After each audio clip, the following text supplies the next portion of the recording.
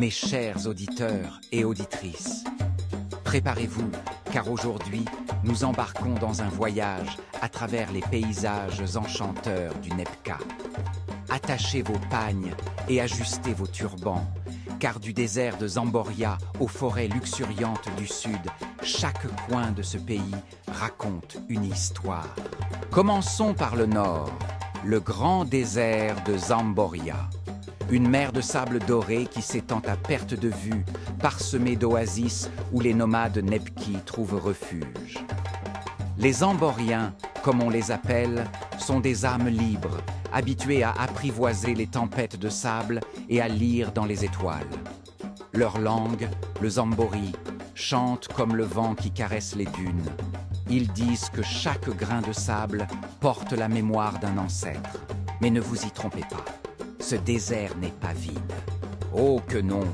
Il cache dans ses entrailles des richesses infinies, or, uranium et bien d'autres trésors qui font la fierté et parfois le désarroi du Nebka. En descendant vers le centre, nous arrivons aux savanes de Lumana.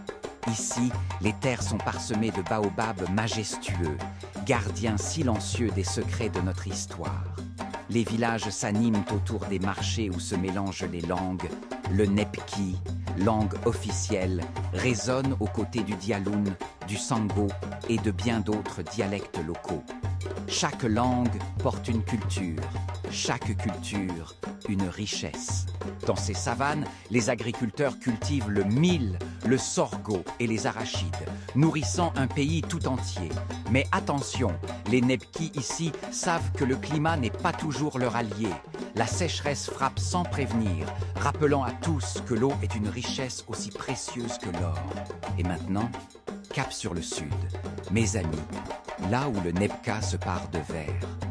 Les forêts du Koba, avec leurs arbres immenses et leurs cours d'eau cristallins, sont le grenier du pays.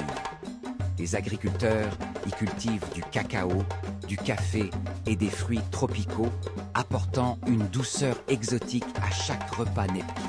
Mais ces forêts ne sont pas seulement des lieux de travail, elles sont aussi sacrées.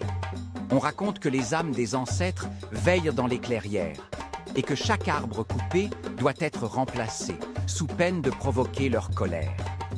Ici, les traditions se mêlent à la modernité et la langue kobali résonne comme une chanson ancienne qui traverse le temps. Mais n'oublions pas les côtes nebkanes, mes chers amis. Là où la mer embrasse la terre, les peuples côtiers vivent au rythme des marées. Ces vaillants pêcheurs qui bravent les flots chaque jour apportent des poissons frais au marché de tout le pays. Leurs traditions maritimes sont riches de contes et de chants, rappelant les anciens voyages des premiers navigateurs Nebki. Et leurs ports, animés et colorés, sont des carrefours d'échanges commerciaux et culturels avec les pays voisins. Vous voyez, mes chers amis,